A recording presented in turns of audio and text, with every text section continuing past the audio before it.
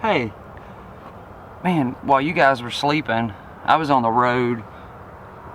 We're back in Gadsden. I'll explain it to you in a little bit.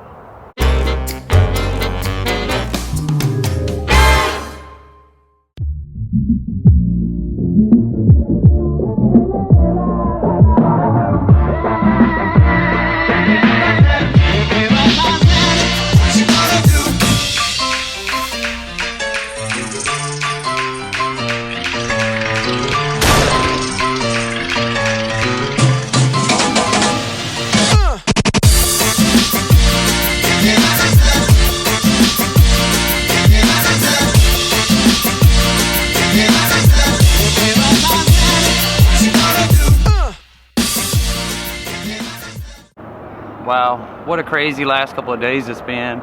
We gained a handful of subscribers, had some negative comments. Got to talk to Adam, who said he would be willing to work on a video or something with me. So it's been a wild couple of days. And just all because I said I didn't care for the live stream. But we're gonna move on from that now. So we're back in Gadsden.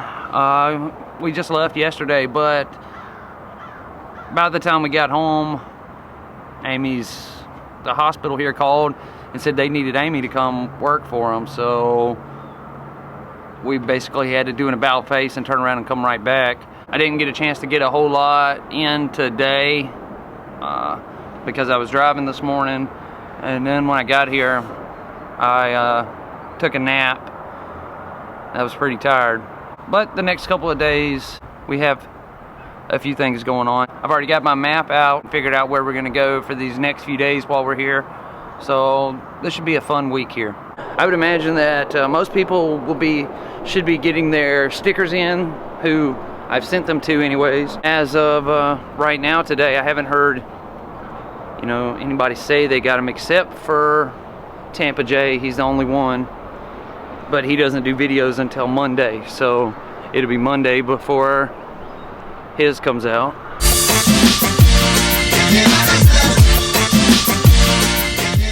I am about to walk in a Walmart here so I can pick up a few supplies. What I'm going to do today is a little bit different than what I have been doing. See, I still have footage left over from the abandoned ghost town, Cahaba. And I have been making a bonus footage video and uploading it to my Patreon, but what I'm gonna do today is I'm gonna put that package here for everybody to watch, and then we will pick back up with live footage tomorrow. To me, it only makes sense that way. The footage doesn't get wasted, plus everybody gets to see everything else that happened that day.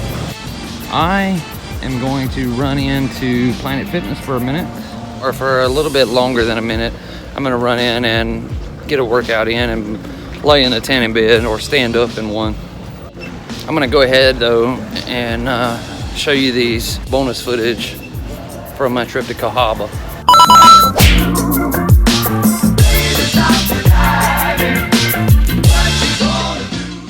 Back before slaves were emancipated,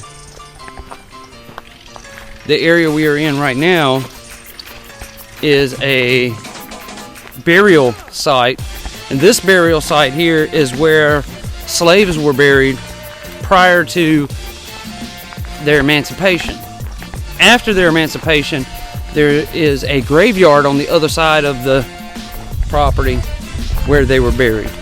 You can see here is one area here, a tombstone, with its head peeking out of the ground. Can't make out what it says because most of it's still underground there. So it appears that over in this one general area, those burial sites are scattered all in here. I'm not going to walk around and view them all. This is a pretty neat area though. This part of the property by the burial ground here is said to be the most haunted on this property. Here on this location in front of me, right here on this street corner, was Saltmarsh Hall. Here on this property used to sit a courthouse. The old Cahaba First State House was located right there on that open field. But back here behind it is also kind of interesting. Yes, that's exactly what you think it is. That's a grave. This is the grave of Mary Eliza Perrine. She died during childbirth in 1838 and was buried behind her home. You can see here this dirt embankment there that's surrounded by trees. That was a railroad embankment.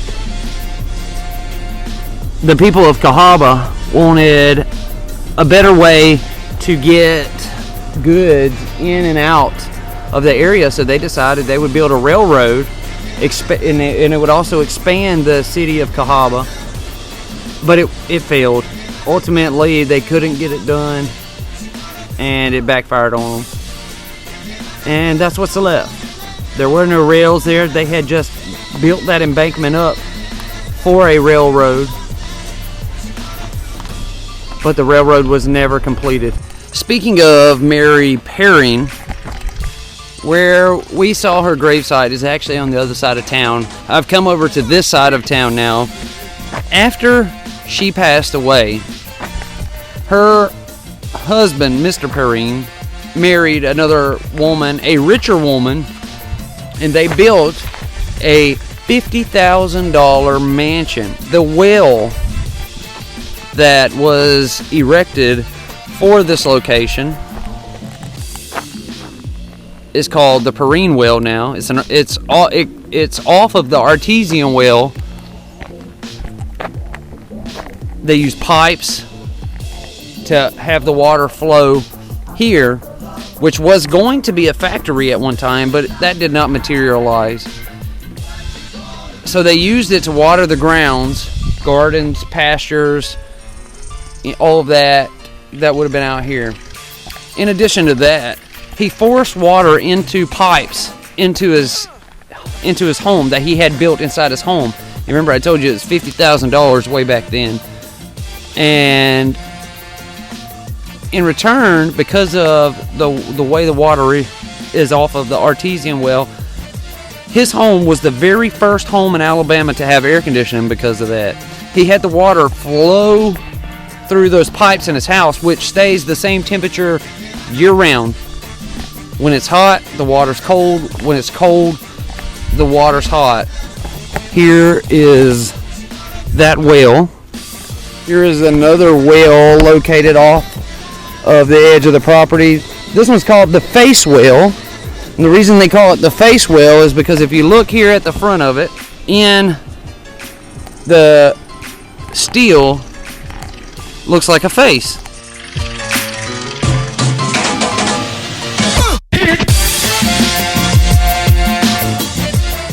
So, hopefully, you enjoyed getting to see the rest of that.